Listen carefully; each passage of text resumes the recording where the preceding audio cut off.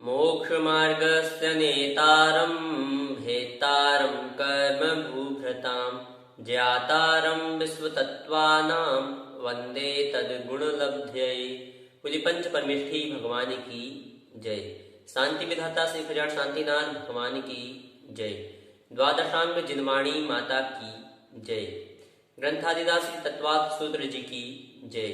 आचार्य श्री उमा स्वामी जी महाराज की जय। आचार्य श्री विद्यासागर जी महाराज की जय। परम पूज्य मुनि पुंगव श्री सुधा सागर जी महाराज की जय। अड़ाई द्वीपस्थ समस्त महामंडलों की जय।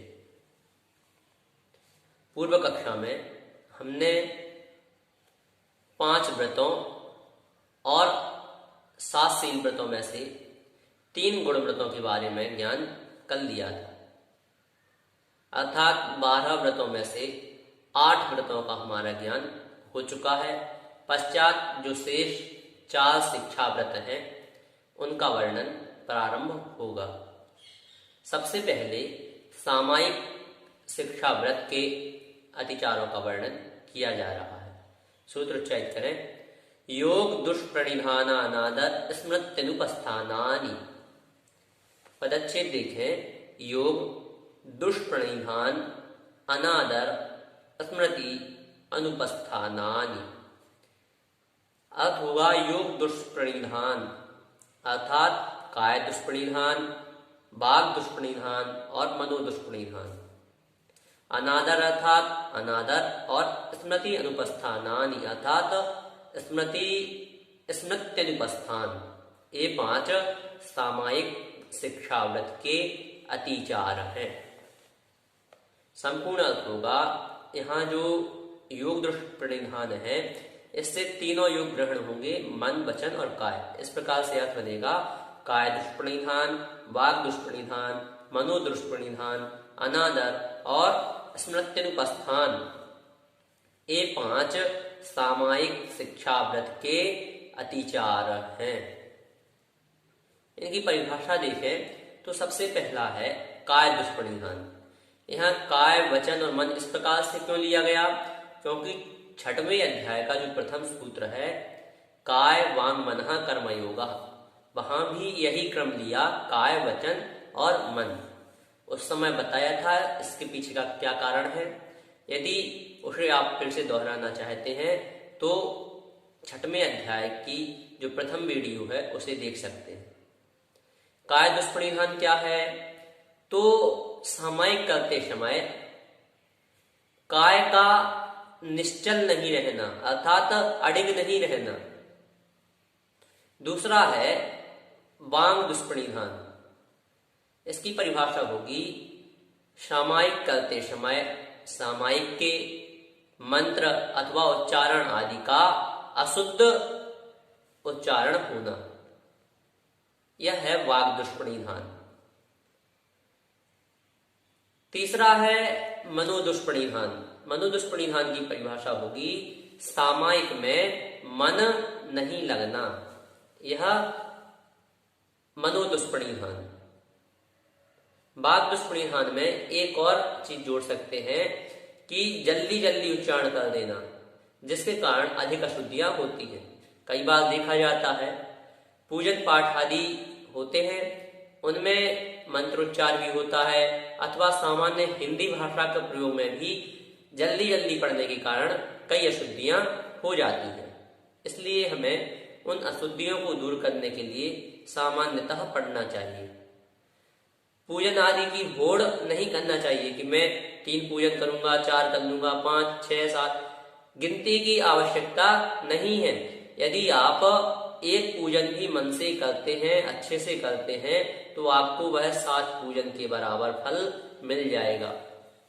यदि आप 7 पूजन आधे घंटे में 1 घंटे में कर लेते हैं और वहीं 2 पूजन आप 1 घंटे में करते हैं, तो आपका जो 1 घंटा है वह शुभ उपयोग में तो लग ही रहा है। चाहे उसमें आप 7 पूजन कर लो, चाहे अच्छे गा के 2 पूजन करो, तो पुण्य आपको उतना ही मिलेगा। क्योंकि 7 पूजन में जो है आपकी अनेक अशुद्धियां भी हो जाएंगी और हो सकता है आप एक आध दो चीज उसमें भूल भी जाएं, इसलिए पूजन आदि में होड़ नहीं करना चाहिए। पाठ आदि जब करते हैं तो उसमें भी ध्यान रखना चाहिए कि आराम से पढ़ें और जैसी उसकी लय है उस लय के अनुसार पढ़ें। पश्चात है अनादर।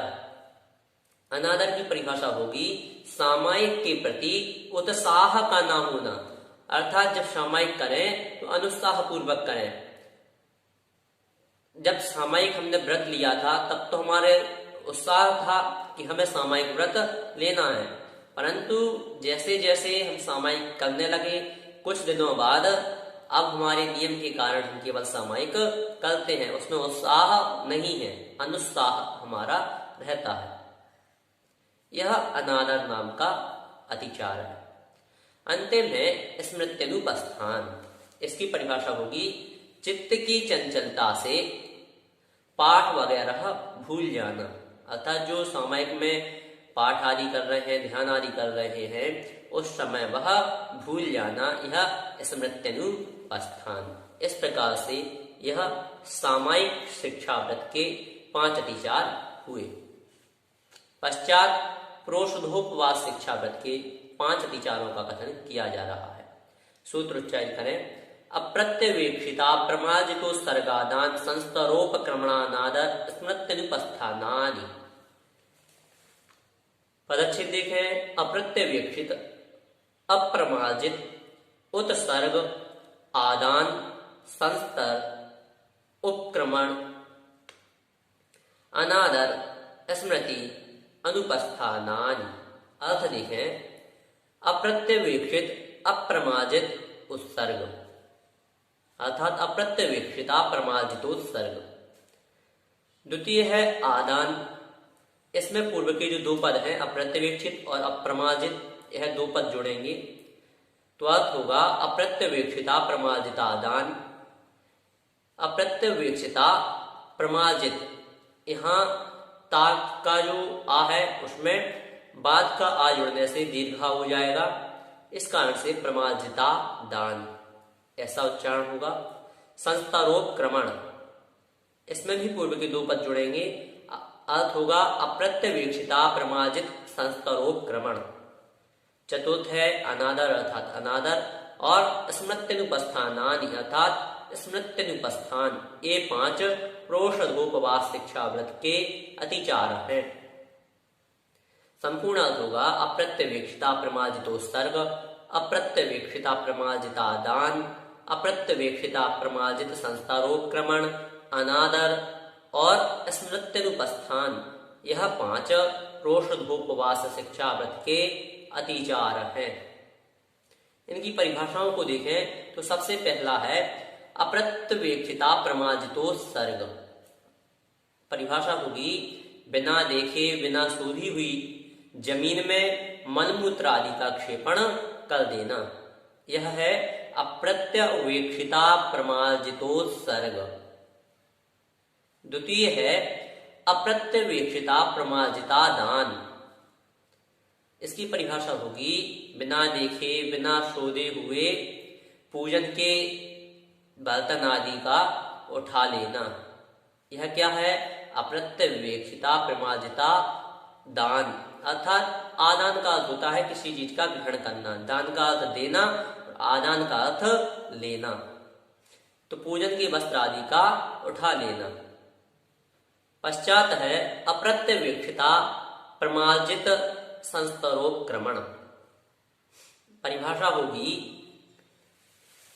बिना देखे शोधी जमीन पर चटाई आदि का बिछा देना। हम देखते हैं जब भी कोई कार्यक्रम होता है तो वहां क्या होता है, माली आदि अथवा कोई भी जो अन्य व्यक्ति हैं अथवा समाज के भी व्यक्ति अगर चटाई आदि बिछाते हैं तो बिना देखे ही बिना शोधे ही वहां चटाई आदि बिछा देते हैं, जिस कारण से वहां जो नीचे चींटी आदि होती हैं और भी अन्य छोटे छोटे जीव होते हैं उनका घात हो जाता है। जैसे ही कार्यक्रम प्रारंभ होता है लोगों का आना चालू होता है और वह भी उसी चटाई पर बैठते जाते हैं। इसमें बिछाने वाले का और जो बिना देखे उस चटाई पर बैठ रहा है उसका दोनों का ही दोष बराबर का है। इसलिए हमें देख सोच कर बैठना चाहिए, देख सोच कर चटाई को बिछाना चाहिए। इस प्रकार से यहाँ अप्रत्यवेक्षिता प्रमार्जित संस्तरोक्रमण। चौथा है अनादर। अनादर की परिभाषा होगी उपवास आदि के कारण भूख वेदना होने से धर्म आदि कार्यों में उत्साह का ना होना, यह है अनादर।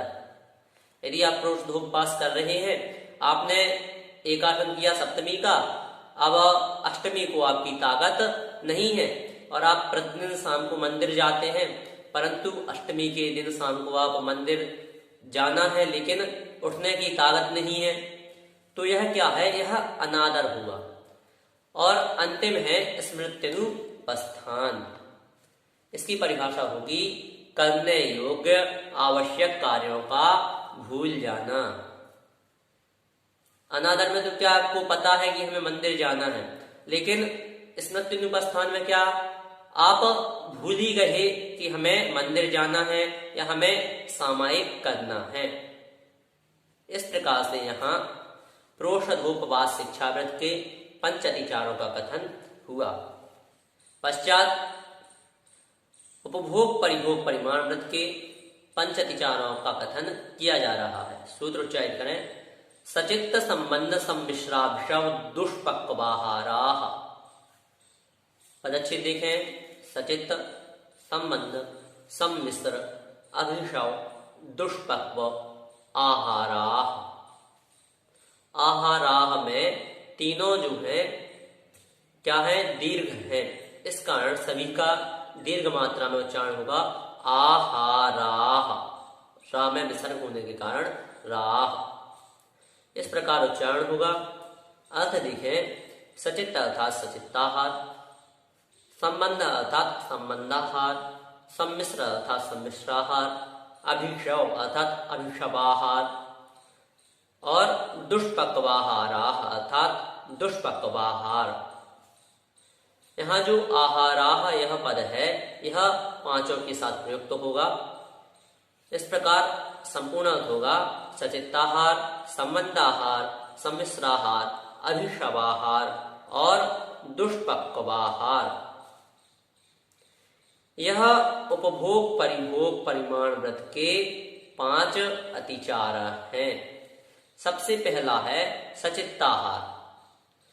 सचित्त का अर्थ होता है चित्त सहित, अर्थात जिसमें अभी जीव राशि विद्यमान है। ऐसे जो सचित्त फल फूल आदि हैं उनको उनका भक्षण करना, यह क्या है? सचित्ताहार। पश्चात है संबंधाहार, अर्थात जो सचित्त के संबंध को प्राप्त हुए हैं ऐसे उन फल आदि को या ऐसे भोजन का भक्षण करना, यह संबंधाहार। पश्चात है सम्मिश्राहार, अर्थात ऐसा भोजन जिसमें सचित्त पदार्थ हैं अथवा सचित्त पदार्थों से मिश्र हैं, ऐसे पदार्थों का भक्षण करना। पश्चात है अभिषवाहार। इसकी परिभाषा होगी अति गरिष्ठ जो वस्तुएं होती हैं उन वस्तुओं का भक्षण करना। अति गरिष्ठ जैसे अधिक तेल घी आदि का खाना या अन्य जो भी अति गरिष्ठ वस्तुएं होती हैं, मावा आदि होते हैं, उनका भक्षण करना। अंतिम है दुष्पक्वाहाराः, अर्थात दुष्पक्वाहार। परिभाषा होगी अधिक पके, बुरी तरह पके अथवा जले हुए पदार्थों को खाना। इस प्रकार से यहाँ जो उपभोग परिभोग परिमाण व्रत है उनके अतिचारों का कथन किया गया। पश्चात जो अंतिम शिक्षा व्रत है अतिथि संविभाग, उसके अतिचारों का कथन किया जा रहा है। सूत्र उच्चारित करें। सचित्त निक्षेपा विधान पर व्यपदेश मात्सर्य कालातिक्रमा। पदच्छेद देखें। सचित्त निक्षेप, अपिधान, परव्यपदेश, मात्सर्य, कालातिक्रमाः। अर्थ होगा सचित्त निक्षेप अर्थात सचित्त निक्षेप, सचित्त अभिधान अर्थात सचित्ताभिधान, परव्यपदेश अर्थात परव्यपदेश, मात्सर्य अर्थात मात्सर्य और कालातिक्रमाः अर्थात कालातिक्रम। यह 5 अतिथि संविभाग व्रत के अतिचार हैं। संपूर्ण अर्थ होगा सचित्त निक्षेप, सचित्ताभिधान, परव्यपदेश, मात्सर्य और कालातिक्रम। यह 5 अतिथि संविभाग व्रत के अतिचार हैं। इनकी परिभाषा देखें तो सबसे पहले है सचित्त निक्षेप। इसकी परिभाषा होगी सचित्त वस्तु में रखा हुआ आहार देना। निक्षेप का अर्थ होता है रखना। तो जो सचित्त वस्तु है, ऐसी पत्ते आदि हैं अथवा अन्य कोई ऐसी वस्तु है जो सचित्त है, उसमें रखे हुए आहार को देना, यह सचित्त निक्षेप। पश्चात है सचित्ताभिधान अर्थात सचित्त वस्तु से ढके हुए आहार को देना। यह क्या है? यह है सचित्ताभिधान। पश्चात परव्यपदेश अर्थात जो दूसरा आहार है, दूसरों का आहार है अथवा दूसरा जो दान देना चाहता है उसे खुद देना अथवा खुद को जो दान देना है वह दूसरों से दिलाना, यह परव्यपदेश नाम का अधिचार है। यह बहुत अधिक होता है आज। जो भी पैसे वाले हैं वह क्या करते हैं कि हम तो आहार नहीं लगा सकते हैं या हमारे यहाँ इतना कार्य सोले का नहीं हो सकता है, तो हम क्या करते हैं, हम दूसरों को जहाँ चौके लग रहे हैं वहां हम पैसे आदि दे देते हैं, तो वह आहार दान दे देंगे अथवा दान दे देंगे। तो इस प्रकार से जो होता है वह परव्यपदेश में आता है। यह एक अतिचार है, इसलिए अपना दान स्वयं देना चाहिए। दूसरों के चौके आदि में भी यदि हम जाते हैं तो वहां पर भी हमें अपनी कुछ ना कुछ वस्तु लेकर जाना चाहिए। देखा होगा बहुत से मुनिराज ऐसा नियम लिए रहते हैं कि यदि आप स्वयं अपनी वस्तु लाए हैं तो आप अपनी वस्तु दें, अन्यथा आप आहार ना दें। वह इसी कारण से लिए रहते हैं कि श्रावक को परव्यपदेश नाम के जो शिक्षा व्रत का अतिचार है वह दोष ना लगे। पश्चात है मात्सर्य। मात्सर्य से तात्पर्य है जो दातार है उससे ईर्ष्या का भाव रखना अथवा जो जिसे हम दे रहे हैं जो ग्रहण करने वाला है अर्थात मुनिराज आदि हैं उनके प्रति विनय का अभाव होना, यह क्या है? यह मात्सर्य है। अक्सर देखा जाता है कि जब कोई दूसरा व्यक्ति अधिक चौके आदि लगाता है और उसके यहाँ मुनिराज आदि का आहार होता है, तो जो दूसरे समाज के लोग होते हैं वह उससे ईर्ष्या करने लगते हैं। तो यह जो भाव होता है यह मात्सर्य का भाव होता है। इसलिए हमें किसी के प्रति भी ईर्ष्या नहीं रखना चाहिए। अंतिम है कालातिक्रम। परिभाषा होगी योग काल को छोड़कर अर्थात योग काल का उल्लंघन कर दान देना। जैसे हम देखें कि हम आहार दान दे रहे हैं परंतु उसमें आहार किस समय पर देना है, अगर हमें यह ध्यान नहीं है तो वह आहार देना हमारा अतिचार्य की श्रेणी में आ जाएगा। इसलिए योग्य काल को ध्यान में रखकर ही आहार आदि अथवा पिच्छिका आदि देना चाहिए। पश्चात संलेखना व्रत के अतिचारों का कथन किया जा रहा है। सूत्र उच्चारित करें। जीवित मरणाशंसा मित्रानुराग सुखानुबंध निदानानि। पदच्छेद देखें। जीवित मरणा संसा मित्र अनुराग सुखानुबंध निदानानि। अर्थ होगा जीवित अर्थात जीवित संसा, मरणा संसा अर्थात मरणा संसा। संसा जो पद है यह दोनों में लगेगा, जीवित और मरण में। मित्र अनुराग अर्थात मित्रानुराग, सुखानुबंध अर्थात सुखानुबंध, और निदानानि निदान। यह संलेखनामृत के 5 अतिचार हैं। संपूर्ण अर्थ होगा जीवित संसा, मरणा संसा, मित्रानुराग, सुखानुबंध और निदान। यह संलेखनामृत के 5 अतिचार हैं। इन पांचों की परिभाषा को यदि हम देखें तो इस संदर्भ में इनकी परिभाषाओं को समझने में जो दिन रात मेरे स्वामी वाली स्तुति है उसकी 4 पंक्तियां बहुत ही सहकारी हैं। उन 4 पंक्तियों के द्वारा इन 5 परिभाषाओं को जान सकते हैं। वह कौन सी हैं तो सुने।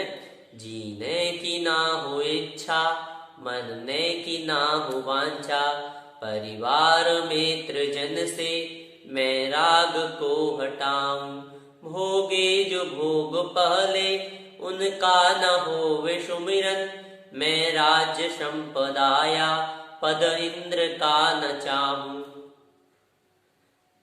इस प्रकार से जो यह 4 पंक्तियां हैं इनसे हम इन 5 का ज्ञान करते हैं। तो इसमें जो सबसे पहला है जीवित संसा अर्थात संलेखना धारण करने के बाद जीने की इच्छा होना, और इससे विपरीत क्या होगा, जीने की ना हो इच्छा। अर्थात जब संलेखना धारण कर ली जाती है तो जीने की इच्छा नहीं करना चाहिए, और यदि होती है तो कौन सा विचार है, जीवित संसा। पश्चात मरणा संसा अर्थात मरने की ना हो वांछा, और यदि होती है तो क्या है, किस कारण होती है, और रोग आदि जब हो जाते हैं तो उनकी जब वेदना सहन नहीं होती है तो उस समय मरने की वांछा होना, यह दूसरा मरणा संसा नाम का विचार है। पश्चात है मित्रानुराग। इसकी परिभाषा होगी मित्रों से अनुराग करना अथवा मित्रों की स्मृति आना, यादें आना, यह क्या है, मित्रानुराग। इसे देखें, परिवार मित्र जन से मैं राग को हटाऊं, अर्थात परिवार मित्र आदि जो हैं उनसे राग आदि जो भाव है उनसे हट जाना चाहिए, राग जो है नहीं रहना चाहिए, यदि रहता है तो मित्रानुराग। पश्चात है सुखानुबंध। भोगे जो भोग पहले उनका न होवे सुमिरन। अगर जो हमने भोग भोगे हैं उनका सुमिरन होता है तो क्या है, यह सुखानुबंध नाम का अधिचार है, अर्थात पूर्व में भोगे हुए भोगों की यादें आना। अंतिम है निदान।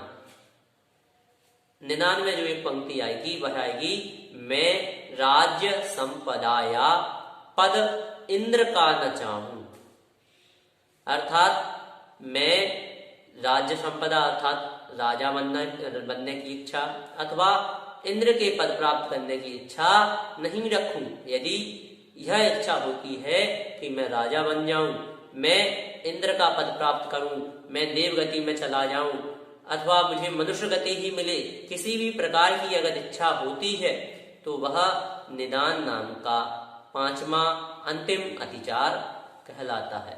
इसलिए संलेखना जो है वह सबसे कठिन घड़ी होती है। एक तो निबोध से निकलना अर्थात त्रस गति को प्राप्त करना, एक इंद्रिय में को प्राप्त करना, वह महादुर्लभ। उससे दुर्लभ 2 इंद्रिय में जाना, 3 इंद्रिय में जाना, 4 इंद्रिय में जाना, 5 इंद्रिय में अशैनी में जन्म लेना, अशैनी के पश्चात शैनी में जन्म लेना, और शैनी के पश्चात कहाँ, जैन धर्म में जन्म लेना। जैन धर्म में कहाँ, जैन धर्म में भी उच्च परिवार में जन्म लेना जहाँ धार्मिक संस्कार हो। उच्च परिवार से मतलब जहाँ संस्कार होते हैं वह उच्च परिवार है।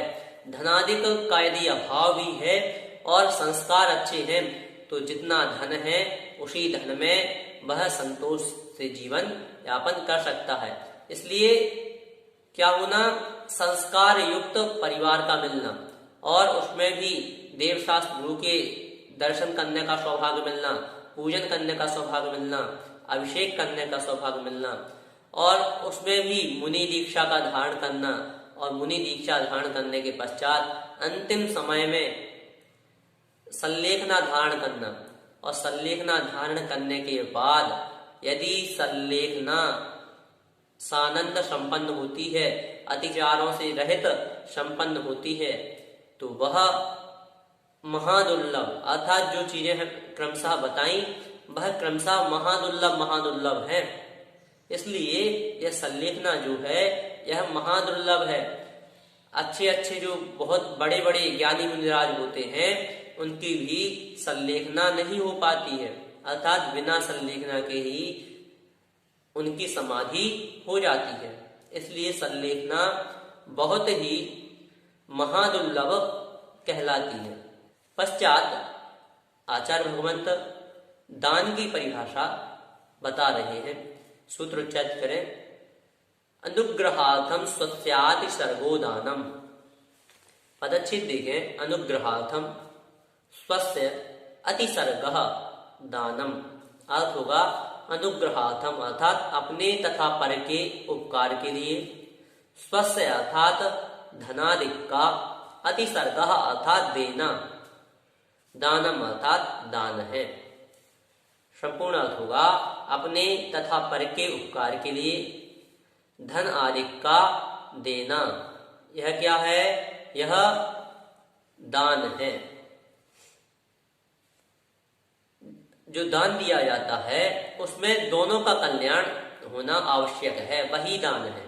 जैसे हम किन्हीं मुनिराज को आहार देते हैं तो उससे क्या होता है, हमारे पुण्य कर्म का क्या होता है, संचय होता है और उनके लिए क्या है, वह जो आहार है वह तपादिक में कारण बनता है। इसलिए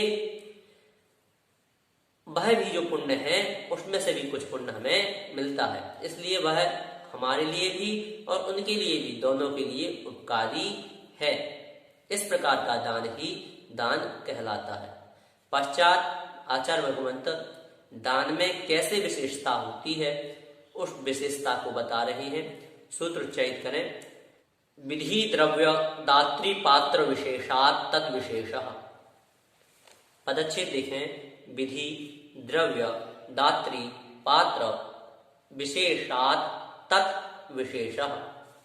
अर्थ होगा विधि विशेष, द्रव्य विशेष, दातृ विशेष और पात्र विशेष से, तत् अर्थात उसमें किसमें, तो जो वर्णन पूर्व में आया दान का, अर्थात दान में विशेष अर्थात विशेषता होती है। संपूर्ण अर्थ होगा विधि विशेष, द्रव्य विशेष, दातृ विशेष और पात्र विशेष के भेद से दान में विशेषता होती है। चारों की परिभाषा को देखें तो पहला है विधि विशेष, अर्थात जो दान की विधि होती है उस विधि अनुरूप दान देना। जैसे आहार दान में नवधा भक्ति परम आवश्यक है, तो उस नवधा भक्ति पूर्वक आहार देना यह क्या है, विधि विशेष। पश्चात है द्रव्य विशेष, अर्थात मुनिराज के स्वाध्याय तप आदि में जो आहार सहकारी हो ऐसा सात्विक आहार देना, अर्थात अधिक गरिष्ठ आहार नहीं देना। यह क्या है, यह द्रव्य विशेष। दात्री विशेष, अर्थात जो दाता के श्रद्धा आदि 7 गुण होते हैं उन गुणों से दाता सहित होता है तो वह दात्री विशेष। और अंतिम है पात्र विशेष, अर्थात जो पात्र है, मुनिराज आदि श्रावक आदि हैं, चतुर्विध संघ है, वह कितने ज्ञानी ध्यानी तपस्वी हैं, यह पात्र विशेष। इस प्रकार से जो दान है उसमें विशेषता पाई जाती है। अगर यह चारों जो हैं विशेषताएं एक स्थान पर पाई जाएं तो वह दान सर्वश्रेष्ठ दान होता है। इस प्रकार से यहाँ दान की जो विशेषता है उसका कथन किया गया। आज हमने 7 सूत्रों को पढ़ा। योग दुष्प्रणिधानानादर स्मृत्यनुपस्थानानि अप्रत्यवेक्षिता प्रमादितोत्सर्गादान संतरोक्रमणानादर स्मृत्यनुपस्थानानि सचित्त संबंध सम्मिश्राभिष दुष्पक्वाहाराः सचित्त निक्षेपापिधान पर्व्यपदेश मात्सर्य कालातिक्रमाः जीवित मरणाशंसा मित्रानुराग सुखानुबंध निदानानि अनुग्रहार्थम स्वस्याति सर्वोदानम विधि द्रव्य दात्री पात्र विशेषात तद विशेष। इस प्रकार से इन 7 सूत्रों के माध्यम से प्रथम तो 4 शिक्षा व्रतों का, पश्चात संलेखना व्रत का, और उसके बाद दान का, और दान में किस प्रकार से विशेषता होती है उनकी विशेषता का वर्णन समझा। इस संदर्भ में यदि आपकी कोई जिज्ञासा है तो आप हमें अवश्य भेजें। आप हमें YouTube चैनल पर कमेंट के माध्यम से अथवा हमारे WhatsApp नंबर पर अपनी जिज्ञासाएं भेज सकते हैं। जय जिनेंद्र।